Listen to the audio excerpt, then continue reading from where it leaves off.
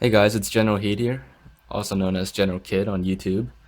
Uh, yeah, I know I haven't been making videos for a while, and I apologize. I've just been really busy with work lately, and but yeah, I'm gonna try to make some more videos soon.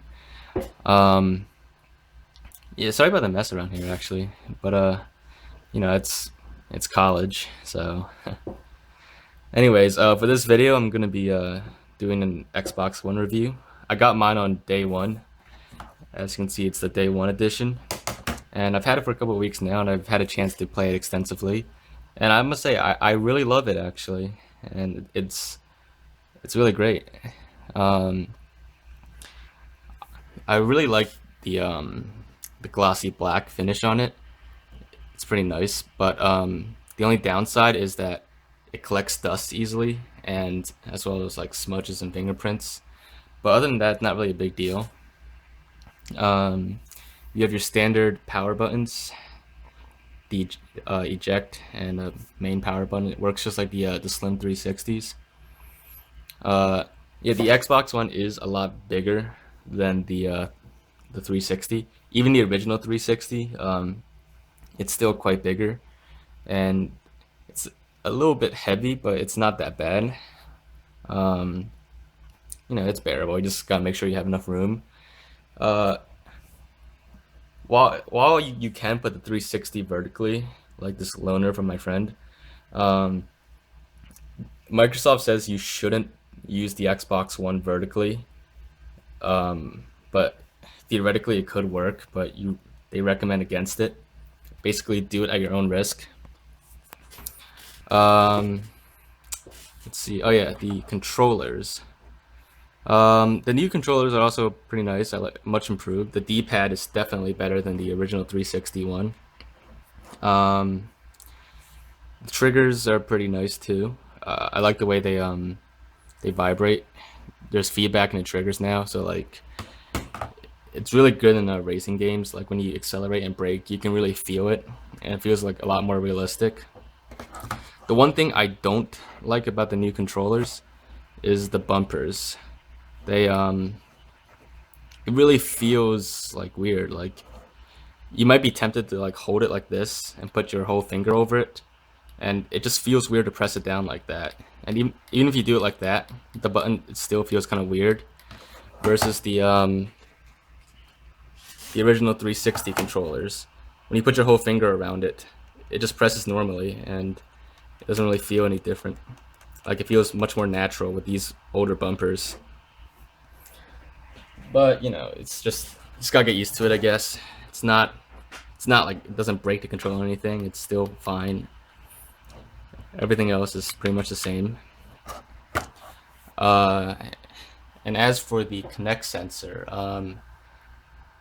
definitely improved from the original Kinect. I do have the original Kinect, but I never really used the original one.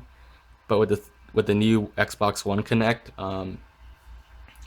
I actually have been using it a lot, and I've actually found reason to bring it to school with me. So it's not a gimmick, and it's actually really useful.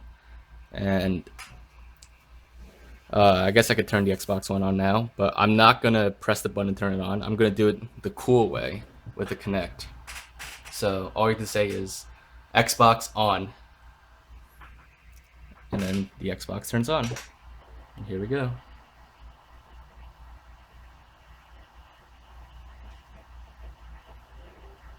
As you can see, it boots really fast, and let me just sign in really quickly.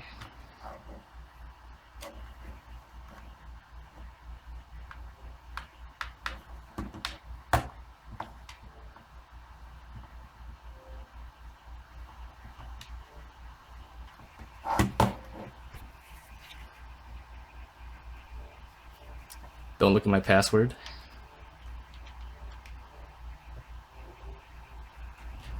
Alright, there you go, you signed on. So this is the main part of the new dashboard. I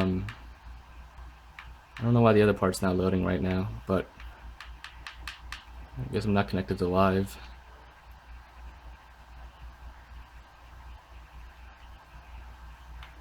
But I must have unplugged the cable or something. But basically, this is where you would play all your games and snap things side by side. So like, you just start that up.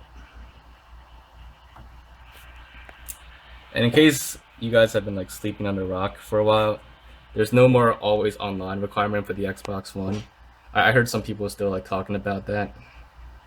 They obviously haven't been like well informed recently, but basically the Xbox One works just the same as the 360 when it comes to games. You can buy used games, you can play them offline, you can share it with friends. Nothing different.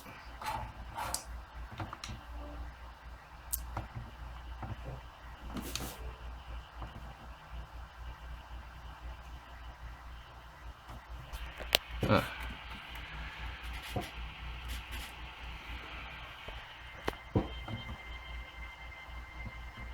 So anyways, while you're playing the game, if for some reason you want to like do something else at the same time, you can just you can either go back to the dashboard and like snap something to the side,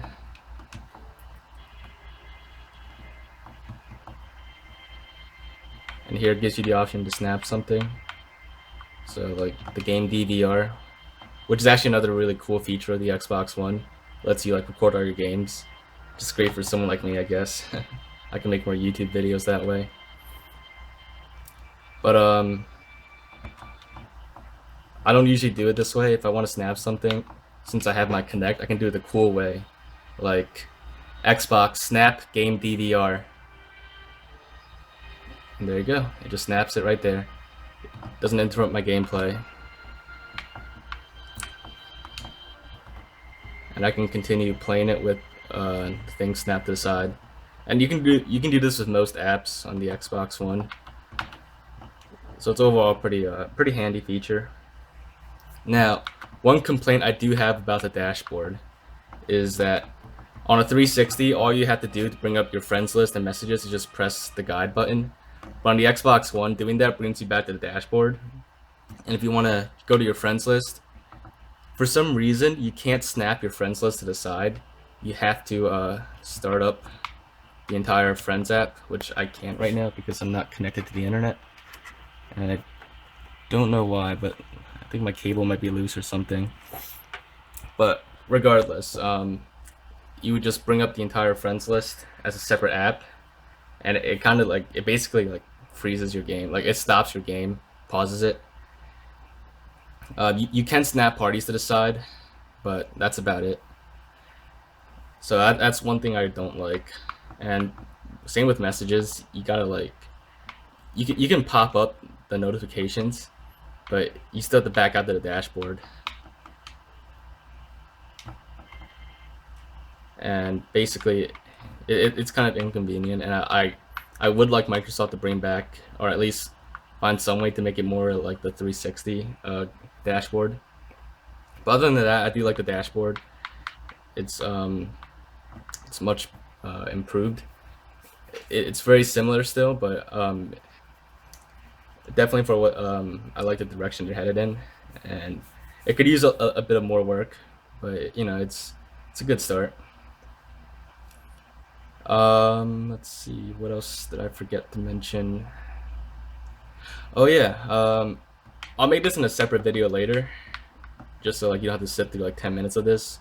But one cool thing is like the Xbox One is not natively backwards compatible to 360, but you can still play 360 games on it. If you have your 360 plugged into your Xbox One, all you gotta do is just turn it on, and on your Xbox One to play it, you just go to I'm gonna use the Kinect for this, but Xbox, go to TV. Xbox, go to TV. Sometimes if you don't say it clear enough, it doesn't pick it up, but you know, it only happens a few times like that.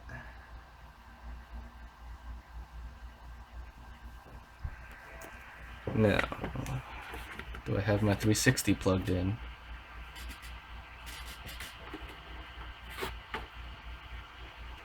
There we go.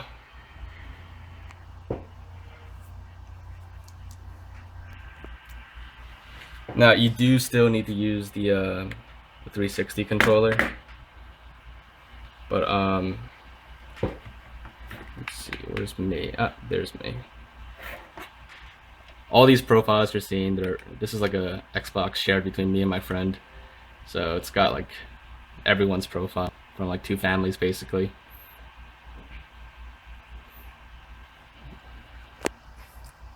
But you know, I would like to give a shout out to my friend for letting me loan his Xbox because I didn't feel like bringing mine back to school for like a couple weeks.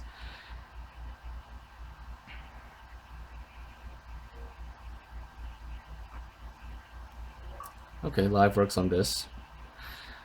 But yeah. So while doing this, you're still in the Xbox One, as you can see. You're using the Xbox One's TV features to achieve this, and since it's like an app on the Xbox One, you can play an Xbox One game and snap the 360 game to the side. So Xbox, snap TV. Now when you snap the TV, it becomes like really small. So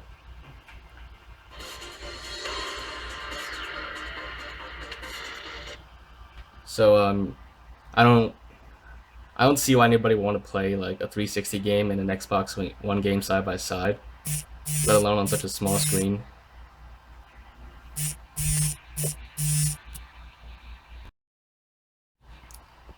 I mean, I guess if you really wanted to, you could